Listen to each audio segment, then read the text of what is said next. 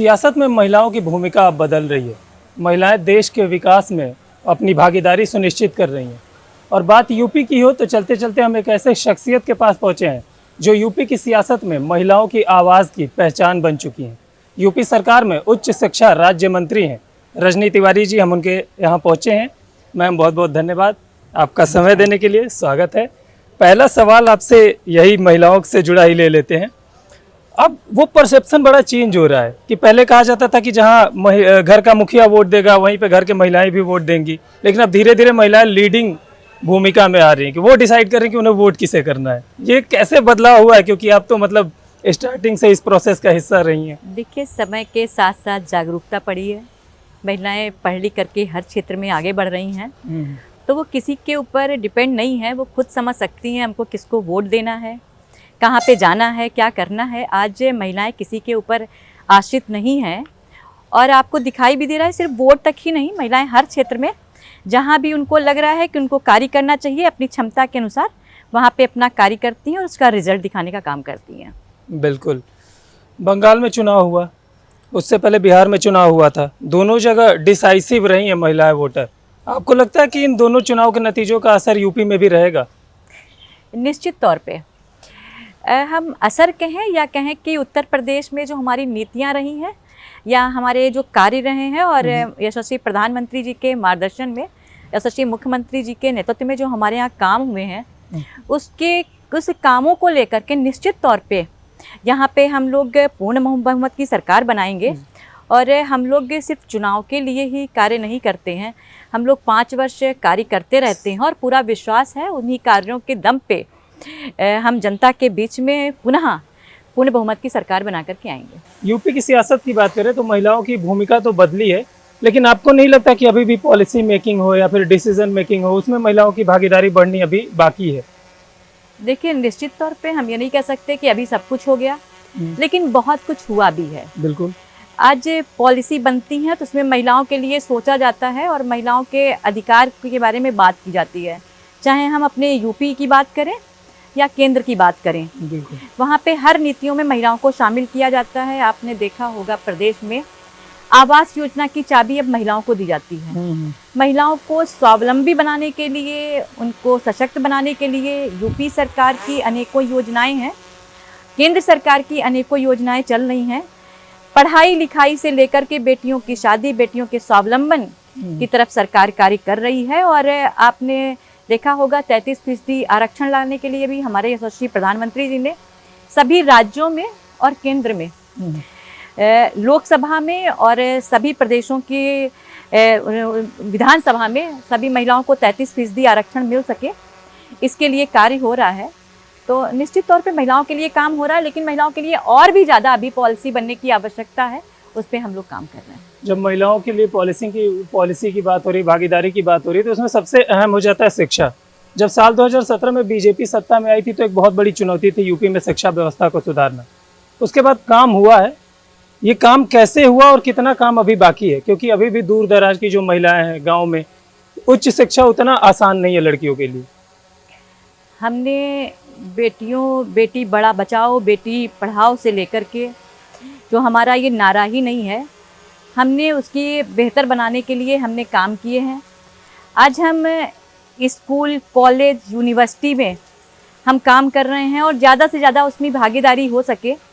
मैं आपको बताना चाहूँगी कि अगर हमने काम किया और इसके रिज़ल्ट पे देखें तो आप यूनिवर्सिटीज़ के रिज़ल्ट की आप बात करें तो किसी भी जो दीक्षांत समारोह हमारे होते हैं वहाँ पे हमको जाने का अवसर मिलता है। ज़्यादातर वहाँ पे ग्रेड जो होता है हमारी बेटियाँ लेकर के जाती हैं, 70-80% बिल्कुल वहाँ पे महिलाएं आती हैं। तो ये अच्छा हो रहा है, महिलाओं के लिए पॉलिसी बन रही है, इसीलिए बेटियों के लिए योजनाएं बन रही हैं, व्यवस्थाएं हो रही हैं। इसके कारण से बेटियाँ आगे हैं, महिलाएँ आगे हैं और प्रदेश सरकार, केंद्र सरकार यही पॉलिसी बना रही है कि बेटियाँ आगे बढ़ती जाएँ। आपके पॉलिटिकल करियर की बात करते हैं, आपके बसपा छोड़ने की वजह क्या थी? एक तो ऐसा कहा जाता है कि आपका टिकट कटने वाला था, लेकिन हालांकि मैं इस परसेप्शन को इसलिए नहीं मानता क्योंकि आप सिटिंग विधायक थे। दूसरा ये कहा जाता है कि मौसम को भांप लिया था कि बीजेपी की लहर आने वाली है तो चलो बीजेपी के साथ ही हो लेते हैं। आपका सच क्या है? देखिए, पॉलिटिक्स हम लोग करते हैं सेवा के लिए, जनता के लिए। जनता के लिए क्या बेहतर है, जनता क्या चाहती है, उसके लिए हम काम करते हैं। और क्यों आए, कैसे आए, समय को कोई समझ नहीं सकता है।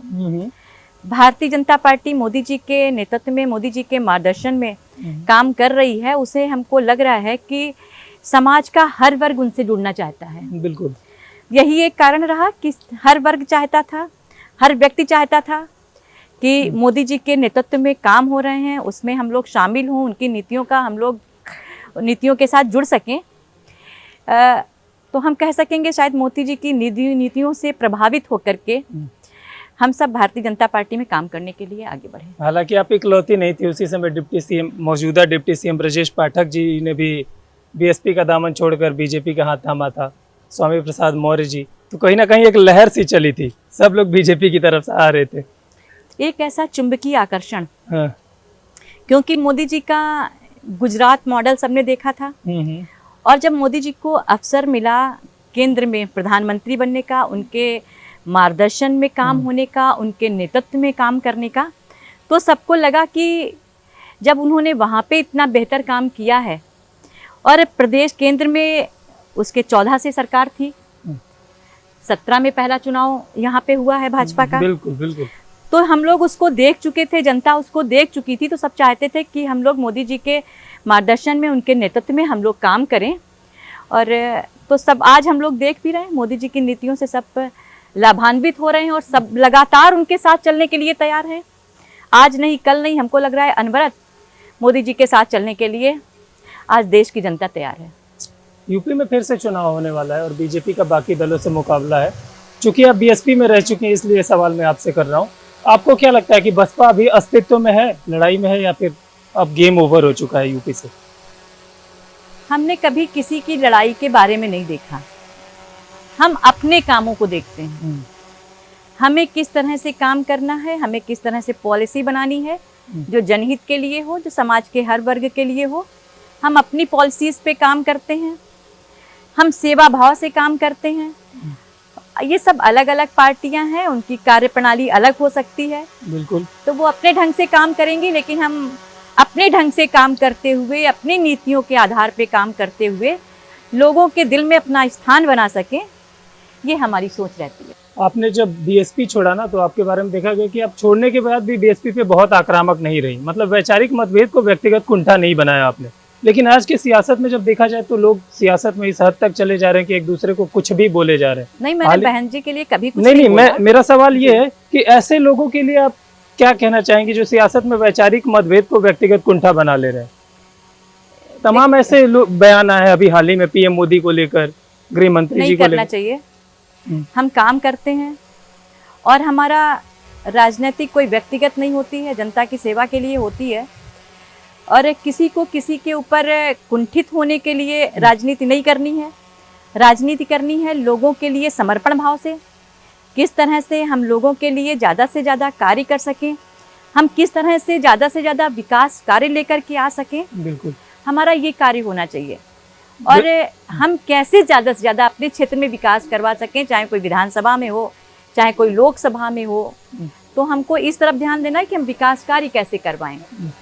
और इसकी आवश्यकता नहीं है कि हम किसी के लिए क्या कहें। हो सकता है हम बीएसपी में भी रहे हैं, हम स्वयं बीएसपी में रहे, लेकिन उसके बाद में मोदी जी की नीतियों से प्रभावित होकर के हम भाजपा में हैं और भाजपा में हमेशा रहेंगे भी।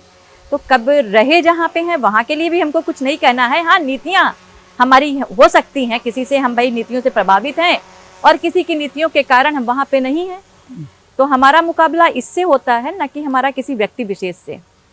जब आपने पहली बार बसपा से चुनाव लड़ा ना, तो कई लोगों ने कहा कि सिंपैथी का वोट है, जीत गई। दूसरी बार जब चुनाव हुआ 2012 में, लहर भी बदल गई थी, सिंपैथी भी नहीं था, सपा की लहर थी, बसपा की लहर में आप, और बसपा से आप चुनाव जीत गई। कौन सा ऐसा पॉलिटिकल टोन सेट कर दिया था?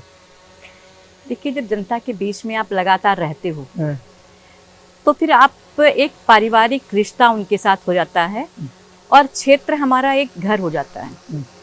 हम अपने क्षेत्र के लोगों के लिए ज़्यादा से ज़्यादा काम कैसे कर सकें और क्षेत्र में हम ज़्यादा से ज़्यादा विकास कैसे कर सकें, ये हमारा दायित्व होता है और हमने इसी दायित्व पे काम किया। कभी भेदभाव से काम हमने कहीं नहीं किया, सबके साथ सबके हित के लिए हमने काम किया है। तो हमें लग रहा हमारा यही कारण रहा दूसरी बार जीतने का, तीसरी बार जीतने का और चौथी बार जीतने का। हमने जनहित में कार्य किए और बिना भेदभाव के हमने काम किए हैं और हम यही कार्य आगे भी लगातार करते जाएंगे, क्योंकि हमारा दायित्व अपने क्षेत्र के प्रति है, अपनी जनता के प्रति है। उसी को लेकर के हमेशा हम काम करते हैं। आपने तीसरी बार जीत का जिक्र किया। साल 2017 में भी जब आप बीजेपी से चुनाव जीती तो भी आपकी सीट बदल दी गई। ये बार बार आपकी सीट क्यों बदल दी जाती थी? ये देखिए, काम है नेतृत्व का, ये काम है पार्टी का।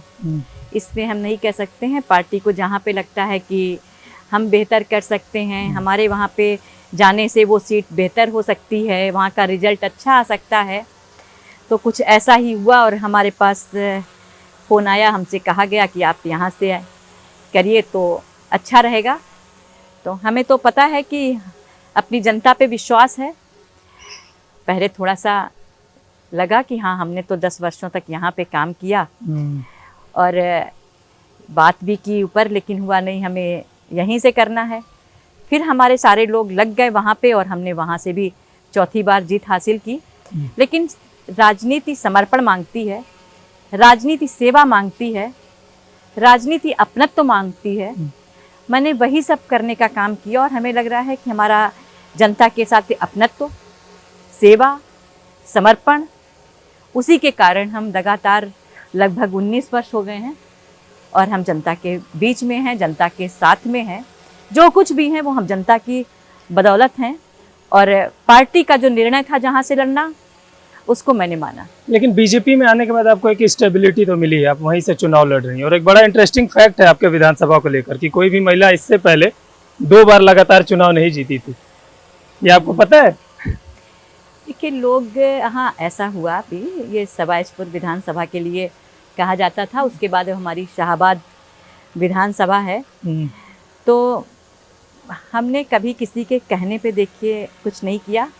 हमने जैसा कि आपको बताया, हमने सेवा, समर्पण, अपनत्व, विकास, इसके लिए हमने काम किया। मेरे सहयोगी हैं, मेरे वोटर हैं, सपोर्टर हैं, वो मेरी इतनी बड़ी ताकत हैं कि आज चाहे सवाईजपुर रहा हो, चाहे बिलग्राम विधानसभा रही हो और हमारा शाहाबाद विधानसभा, एक बहुत बड़ी संख्या के लोग हमारे अपने बन चुके हैं, क्योंकि हमारी बहुत बड़ी ताकत है। और इस ताकत से ज़्यादा हमें कुछ नहीं चाहिए। बहुत हमारी ताकत हमारे पास में है। शाहाबाद से हैट्रिक लगाने की क्या तैयारी है? मैंने आपको बताया कि हमने कभी चुनाव को लेकर के काम नहीं किया, नतीजे को लेकर के हमने काम नहीं किया। काम करते करते ही चुनाव आ गया और हमारी जनता, हमारे शुभचिंतक खुद चुनाव लड़ने लगते हैं। और 2027 में ये जनता का काम है, जनता अपना काम करेगी। मुझे पूरा भरोसा है अपने लोगों के ऊपर। 2027 में मैं पुनः विधानसभा में पहुंच करके अपने क्षेत्र के विकास के लिए बहुत सारे काम जो भी और करने हैं उनको करने का काम करूंगी। और शाहाबाद में सब कुछ ठीक ठाक है? ये मैं इसलिए पूछ रहा हूँ ना कि साल 2022 का मुझे एक सीन याद आ जाता है, बड़े मंच पे आप इमोशनल हो गई थी, आपके ऊपर इसका एक ये रहा था, बाहरी होने का आरोप लगा था। क्योंकि हम पहले, जैसा कि आप ही ने क्वेश्चन किया कि पहले मेरी विधानसभा हाँ। शाहाबाद बिलग्राम रही, वीरग्राम रही, उपचुनाव हुआ था उसमें बिलग्राम विधानसभा, और उसके बाद में परिसीमन हो गया। परिसीमन में एक नई सीट बन गई सवाईजपुर विधानसभा, जो साल 2012 में आपने वहां से चुनाव लड़ा, जिसमें कि 60% क्षेत्र हमारा वही था, 40% क्षेत्र हमारा बदला गया था। तो 2012 का चुनाव वहां से रहा। 2007, 2012 हमने वहां से लड़ा। 2017 में हमारी पार्टी का ये निर्णय था कि हम शाहाबाद विधानसभा से चुनाव लड़े और हमने शाहाबाद विधानसभा से चुनाव लड़ा, वहां से चुनाव जीता। उसके बाद में हमारी पार्टी ने उसी विधानसभा से, शाहाबाद विधानसभा से फिर हमको बोला कि हमें चुनाव लड़ना है, और उसके बावजूद भी कुछ लोगों ने कहा कि ये बाहरी हैं। तो मुझे लगा कि 20 वर्ष 15 वर्ष हो गए हमें यहीं पे काम करते करते, हमारा तो जन्म भी यहीं पे हुआ, हमारा विवाह भी यहीं पे हुआ, और ये लोग हमको बाहरी कह रहे हैं। तो मुझे लगा कि हमारा तो जन्म, कार्य क्षेत्र, सब कुछ यही है, ये तो हमारा कैसे हम यहाँ के दूसरे हो सकते हैं। बस यही कह सुन कर के मैं कुछ इमोशनल हो गई। लेकिन अब सब ठीक है, सब बढ़िया। यूपी में चुनाव है और अब माहौल सेट होने लगा है। पहले संविधान को मुद्दा बनाया गया था 2024 में, अब आरक्षण को मुद्दा बनाया जा रहा है फिर से। अखिलेश यादव ने एक पीडीए ऑडिट रिपोर्ट जारी की है, आपने सुना? कह रहे हैं कि इससे वर्चस्ववादी लोगों को आरक्षण पीडीए से छीनकर उधर दिया गया है। देखिए, अखिलेश जी ने उस समय एक बार प्रोपेगेंडा फैलाया कि ये लोग संविधान बदल देंगे, ये लोग आरक्षण खत्म कर देंगे, ये लोग, और कहीं ना कहीं पे हमको लग रहा है कि वो कामयाब भी हुए। लेकिन कहते हैं ना कि एक बार हांडी चढ़ जाए उस पर बार बार नहीं चढ़ती। काठ की हांडी एक बार ही काठ की हांडी एक बार चढ़ती है। तो एक बार वो कामयाब हो गए इस चीज में। उनको लग रहा है कि बार बार ऐसा होगा, बार बार ऐसा होने वाला नहीं है। जनता उनको समझ गई है, हमारे कार्यों को, हमारी नीतियों को, उनके प्रोपेगेंडा को लोगों ने समझ लिया। और वो लोग सिर्फ बात करते हैं पीडीए, और पीडीए उनके लिए क्या है? उनका सिर्फ व्यक्तिगत फायदा, नफा नुकसान, उनका घर, उनका परिवार। इसके अलावा वो किसी के लिए भी नहीं सोचते। आज अगर आप देख लें, उनके राष्ट्रीय अध्यक्ष से लेकर के नीचे तक कौन कौन उसमें शामिल है। और हमारे यहाँ की अगर आप बात करें, हमारे प्रधानमंत्री जी, हमारे मुख्यमंत्री जी, या हम सबको, कोई एक परिवार से, एक खानदान से, एक जगह से आपको दिखाई नहीं देगा, एक समाज से। सब अलग अलग जगह से काम करके, संघर्ष करके, जनता के लिए काम करके आगे बढ़े हैं। तो लोगों ने अखिलेश जी के पीडीए को देखा है, समझा है। अब जनता उनको सबक सिखाने के लिए तैयार है। और राहुल गांधी जी संविधान का पन्ना फिर से ले लिए हाथों में, रायबरेली में लेके लहरा रहे थे और काफी बयान भी दिए तीखे तीखे, उसका असर होगा? राहुल गांधी जी अगर ऐसे ही लगातार काम करते रहें लोगों के लिए, तो आज कांग्रेस पार्टी कहीं कुछ होती। उनकी कार्यों के कारण, उनकी नीतियों के कारण कहाँ ले गए हैं राहुल जी अपनी पार्टी को। उनको एक मौका था करके दिखाने का, लोगों के लिए, अपनी पार्टी के लिए कुछ करने का। तो हम तो चाहेंगे कि राहुल गांधी जी कुछ हकीकत में कुछ करते रहें, ताकि कांग्रेस पार्टी का भी कुछ वजूद बना रहे। बिल्कुल।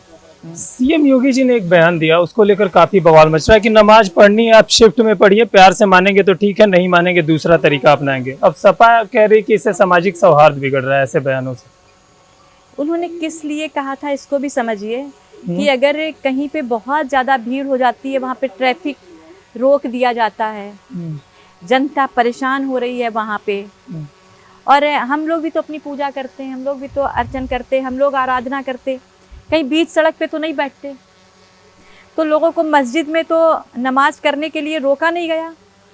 अगर आप रोड पे हो तो रोड में जनता को कोई दिक्कतें ना आ पाएँ, इसके लिए ये नियम है कि भाई एक जगह जो निर्धारित है उस पर आप लोग करिए। उसको करने के लिए किसी ने नहीं रोका।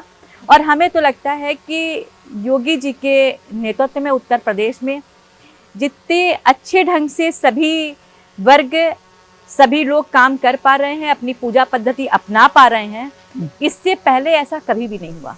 लेकिन एक व्यवस्था बनी रहे, कानून व्यवस्था अच्छी बनी रहे, किसी को कोई तकलीफ ना हो पाए, इस कारण से ये किया गया। आप उच्च शिक्षा राज्य मंत्री हैं, इसलिए एक सवाल आपसे बेहद जरूरी हो जाता है।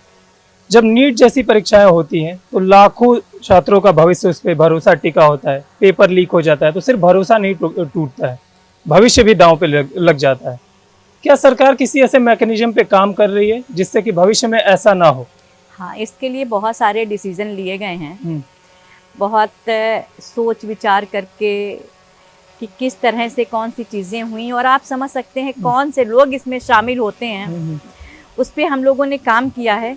छात्रों के साथ आगे खिलवाड़ ना हो पाए, उनके भविष्य के साथ कोई खिलवाड़ ना हो पाए, इसके लिए हम लोगों ने चीज़ों को बनाने का काम किया और ऐसा सबक सिखाने का भी काम किया है ऐसे लोगों को कि वो दोबारा से इस तरह का कोई कार्य न कर पाए। अच्छा, परीक्षाओं में जो शुचिता पे अविश्वास पैदा हुआ है। ऐसे में लाखों करोड़ों युवाओं को अगर आप एक मैसेज देना चाहती हैं तो क्या देंगे? देखिए, इस सवाल पैदा हुआ, साथ में एक विश्वास भी पैदा हुआ कि मोदी जी के मार्गदर्शन में, योगी जी के नेतृत्व में कहीं भी किसी के साथ में अन्याय नहीं होने वाला। जो भी अगर चाहेगा कि हम इस तरह से चीज़ों को करवा लें, कुछ लोगों को फ़ायदा कर दें, तो सरकार उस पर तत्काल कार्रवाई करेगी। किसी के साथ अन्याय नहीं होगा। छात्रों के भविष्य के साथ खिलवाड़ नहीं करने देंगे। छात्रों का हित हमारे लिए सर्वोपरि है। उसके लिए जो भी हमको पॉलिसी बनानी है, जो भी कुछ करना है, उसके लिए हम लोग काम करेंगे। लेकिन जिनका कहीं पे नुकसान हुआ नीट में, जैसा कि आपने कहा, उनके साथ हम सब भी दुखी हैं, लेकिन आगे उनके साथ अन्याय ना हो पाए, इसके लिए हम लोगों ने सुनिश्चित किया। अच्छा, एक टाइम ऐसा था ना कि डिग्री है, लोगों के पास तो रोजगार मिल जाता था, लेकिन अब हर रोज एक नई टेक्नोलॉजी आ रही है। तो युवाओं को डिग्री के साथ स्किल देने के लिए, उनको रोजगार देने के लिए आपका मंत्रालय क्या कर रहा है?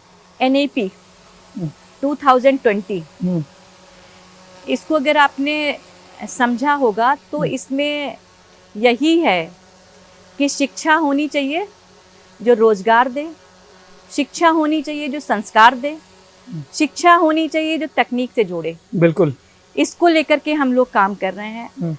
आपने पहले देखा होगा तो बहुत से छात्र ऐसे हैं जो डिग्री लिए घूम रहे, उसका क्या फ़ायदा? हम लोगों ने ऐसी शिक्षा दे रहे हैं जो स्किल देने का काम करे, जो रोजगार से जोड़ने का काम करे। इसी तरह की व्यवस्थाएं हम लोगों ने की हैं, इसी तरीके के कोर्सेज हम लोगों ने शुरू किए हैं और इन पे ही काम हो रहा है। इसी पॉलिसी पे हम लोग काम कर रहे हैं कि हमारा हर छात्र है, हमारा हर स्टूडेंट ऐसी शिक्षा से जुड़ पाए जिसमें तकनीक भी हो, जिसमें उसको रोजगार भी मिल सके, स्किल भी हो। तो इसको लेकर के ही हम लोग काम कर रहे हैं। छात्र हमारा रोजगार पाने वाला भी बने, रोजगार देने वाला भी बने, इस तरह पे हम लोग काम करने का काम कर रहे हैं। सर, जब हम यूपी की बात करते हैं ना, तो शिक्षा में पलायन आज भी एक बड़ा मुद्दा है। मैं पूर्वांचल से आता हूँ, वहाँ जब बच्चे बड़े होते हैं उच्च शिक्षा के लिए, चलो बेंगलोर भेज दो, दिल्ली भेज दो, मुंबई भेज दो। तस्वीरें बदल रही हैं, लेकिन अभी भी पूरी तरीके से नहीं बदली हैं। इसके लिए क्या कुछ किया जा रहा है? देखिए, एकदम से हम नहीं बदल पाएंगे, लेकिन हम कह सकते हैं कि हमने बहुत बदलाव लाए। आज हमने सभी हमारे शिक्षण संस्थान जो हैं, वहाँ पे हम क्वालिटी शिक्षा देने का काम कर रहे हैं। आपको बताएं कि 2017 से पहले हमारी 6 कमिश्नरी ऐसी थी कि जहाँ पे कोई भी सरकारी विश्वविद्यालय नहीं था। योगी जी के नेतृत्व में सरकार बनती है, हम लोग काम करते हैं, हमारी कोई भी कमिश्नरी ऐसी नहीं है जहाँ पे सरकारी विश्वविद्यालय ना हो। ठीक बात है। हम बात करें, हमने क्वालिटी शिक्षा देने का काम किया। आपने जो बाहर जाने का कहा है कि बहुत सारे बच्चे अभी भी बाहर जाते हैं, तो हमारी कोशिश रही है कि जो लोग विदेशों में जो शिक्षा लेने के लिए जा रहे हैं, जो कोर्स करने के लिए जा रहे हैं, वो कोर्सेज हम यहाँ पे लेकर के आए। हमने कई यूनिवर्सिटीज़ से, कई ऐसी यूनिवर्सिटीज़ जो प्रथम 3 पे आ रही हैं, प्रथम 30 पे हैं, उनको हम लेकर के आए हैं। उनसे मैंने बात की, हम लोगों ने बात की है कि वो हमारे यहाँ आ जाएं। उनसे MOU हम लोगों ने साइन किया और वो कोर्सेज जो वो लेकर के हमारे बच्चे वहाँ पढ़ने के लिए जाते हैं, वो कोर्सेज उनको यहाँ पे मिल जाएं। तो इस तरह की व्यवस्था हम लोग दे रहे हैं। और जो कई सारी संस्थाएं हैं जो प्रमाणित करती हैं हमारी शिक्षा को, शिक्षा व्यवस्थाओं को, चाहे नेक हो, चाहे UGC हो, चाहे QS वर्ल्ड रैंकिंग हो, चाहे QS एशिया रैंकिंग हो, इसमें हम लोगों ने बेहतर किया, बहुत बेहतर रिजल्ट आए। आपको बताएं कि हम लोग पहले नेक में A-B चाहे आता हो, लेकिन A++ का तो हमें पता भी नहीं था कोई विश्वविद्यालय आते होंगे। अब तो बहुत सारे, लखनऊ यूनिवर्सिटी से मैंने पढ़ाई की है, वो भी A++। हालांकि जब मैं पढ़ाई कर रहा था तभी हमें एक एक्रेडिटेशन मिला A++ का। वही कर रहे हैं कि अब तो हमारी कई यूनिवर्सिटीज ऐसी, हम A लेकर के आए, A++ लेकर के आए, और इसका रिजल्ट भी ये हुआ कि पहले लखनऊ यूनिवर्सिटी में जहाँ पे शायद 80 छात्र आते होंगे बाहर के, आज लगभग 1000 छात्र, बाहरी छात्र, विदेशी छात्र हमारे यहाँ लखनऊ यूनिवर्सिटी में आया। वो इसीलिए संभव हो पाया क्योंकि हमने क्वालिटी शिक्षा देने का काम किया है। तो हम अच्छा कार्य कर रहे हैं और इसके रिजल्ट भी सामने आ रहे हैं। हाल ही में आपकी सरकार का कैबिनेट विस्तार हुआ और जिस तरीके से चेहरे सामने आए, जो नए मंत्री बनाए गए, उसको इस तरीके से देखा जा रहा है कि ये PDA की काट है अखिलेश यादव की। आपको लग रहा है कि बीजेपी के लिए PDA अभी भी चुनौती है, अखिलेश यादव का PDA? देखिए, हमारे लिए अखिलेश जी कोई चुनौती नहीं है, लेकिन सभी वर्गों को साथ में लेकर के चलना, सभी समाज को साथ में लेकर के चलना, ये हमारा दायित्व बनता है। हम उसको लेकर के ही काम करते हैं और इसी के आधार पे हम काम कर रहे हैं कि हम सबको शामिल करें। सबका साथ, सबका विकास, सबका विश्वास हमारी प्राथमिकता है और इस पे ही हम काम कर रहे हैं। उनका पीडीए कुछ और हुआ है, जैसा कि हमने बताया, उनके लिए, उनके घर परिवार के लिए, उनके कुछ चुनिंदा लोग, लेकिन हमारे लिए दबा कुचला शोषित समाज का हर व्यक्ति, वो सब हमारे लिए, हमारे साथ में है, उसके लिए हम सोचते हैं। तो उनकी सोच कुछ और हो सकती है, हमारा है सबका साथ, सबका विकास और सबका विश्वास। सोशल मीडिया पे नज़र रखती हैं आप? ये सवाल मैं इसलिए कर रहा हूँ ना कि ऑनलाइन एक्टिविज्म आजकल बहुत चल रहा है। नई नई पार्टियां इंस्टाग्राम पे बन जा रही हैं, बहुत सारे मिलियंस फॉलोअर हो जा रहे हैं। इसका असर ग्राउंड पे भी होता है क्या?